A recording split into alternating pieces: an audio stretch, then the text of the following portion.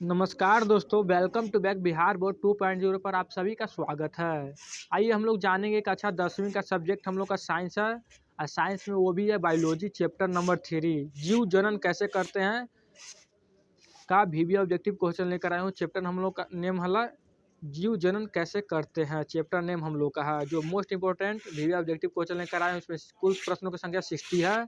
आइए वीडियो के अंत तक बने रहें। आप लोग से अनुरोध है कि वीडियो तक अंत तक बने रहें और वीडियो को पूरा वॉच करके पूरा ऑब्जेक्टिव क्लियर कर लीजिए। डिस्क्रिप्शन बॉक्स में पूरा लिंक दिया गया है प्लेलिस्ट का, जैसे पूरा साइंस 10वीं का मैथ सभी का ऑब्जेक्टिव आप क्लियर कर सकते हैं सब्जेक्टिव। आइए क्वेश्चन फर्स्ट देखते हैं।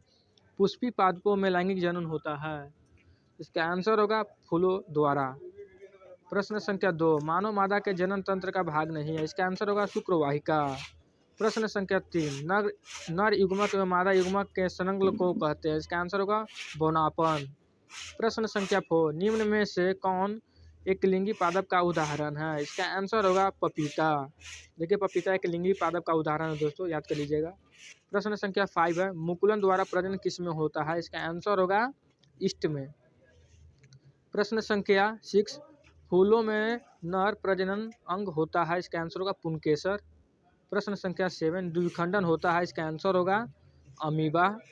प्रश्न संख्या 8 है, निम्न में से किस जीव में बहुविखंडन होता है, इसका आंसर होगा अमीबा। प्रश्न संख्या 9, ब्रायोफाइलम के कौन से भाग में कायिक प्रवर्धन होता है, इसका आंसर होगा पत्तियां। प्रश्न संख्या 10, मानव मादा में निषेचन होता है, इसका आंसर होगा फैलोपियन नलिका में।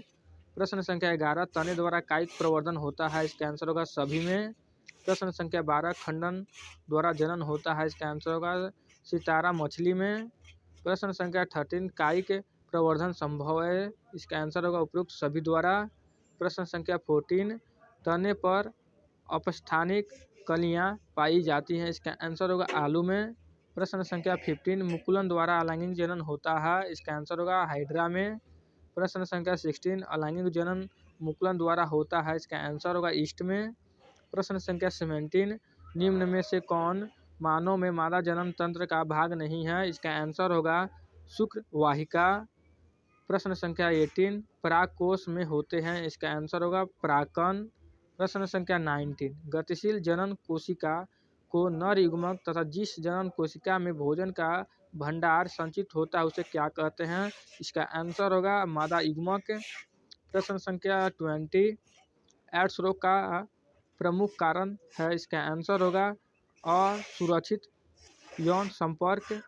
प्रश्न संख्या 21, पंखुड़ियों का रंग अधिकतर, इसका आंसर होगा हरा होता है। प्रश्न संख्या 22, फूल का कौन सा भाग फल में बदलता है, इसका आंसर होगा अंडाशय। प्रश्न संख्या 23, भ्रूण के जिस भाग से तना पत्तियां बनती हैं उसे परांकुर कहते हैं। प्रश्न संख्या 24, एकल जीवों में प्रजनन की विधि है, इसका आंसर होगा ये सभी। प्रश्न संख्या 25, लैंगिक जनन में आवश्यकता होती है, इसका आंसर होगा नर एवं स्त्री जननांग दोनों।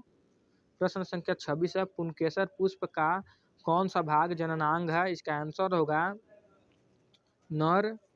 प्रश्न संख्या 27, पुरुषों में अनारंभ के लक्षण है, इसका आंसर होगा ये सभी हैं। प्रश्न संख्या 28 है, स्त्रियों में अनारंभ के लक्षण है, इसका आंसर होगा ये सभी हैं। प्रश्न संख्या 29 है, मनुष्य में नर जननांग निम्न में से कौन है, इसका आंसर होगा ये सभी हैं।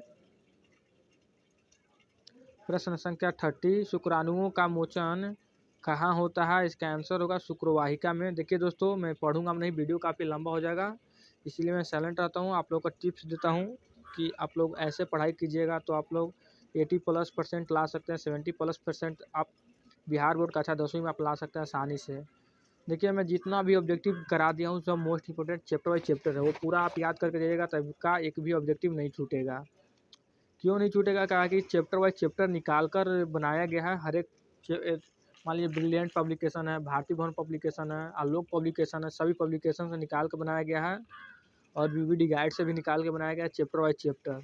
इसीलिए मैं आपसे अनुरोध करता हूँ कि जितना मैं करा दिया हूँ सभी का आप नोटबुक एक बना लीजिए और ऑब्जेक्टिव क्लियर कर लीजिएगा। देखिए वीडियो को रोककर पूरा ऑब्जेक्टिव क्लियर कर लीजिएगा आप लोग, और जितना से जितना आपको रिमेंबर करना है याद कीजिए। और आप प्रतिदिन अभी से 5 से 6 घंटा पढ़ाई कीजिएगा तो आपका आसानी पूर्वक 80+5 85 75 70 80 100% आप पार कर सकते हैं, क्योंकि आप मेहनत किए हैं। आप नहीं कीजिएगा तो बाद में मालूम चलेगा इसी समय को कि क्या मैं करना चाहता था, क्या हो गया।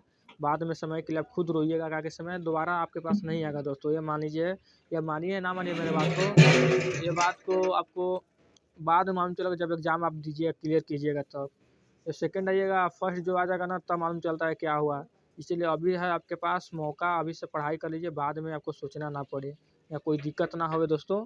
इसलिए मेरा बात मान लीजिए, 4 o'clock उठ जाइए, 4 o'clock उठकर 5 o'clock उठकर डेली 3-3 घंटा रिवाइजिंग कीजिए और चैप्टर कराई दिए, सभी का ऑब्जेक्टिव क्लियर कर लीजिए दोस्तों। मेरा यही अनुरोध है कि आप पढ़ाई कीजिए बढ़िया से। चलिए दोस्तों, यहाँ पर हम लोग का ख़त्म होने वाला है 60 क्वेश्चन नंबर। यहाँ पर हम लोग का 60 क्वेश्चन में ख़त्म हुआ दोस्तों। आज के लिए धन्यवाद।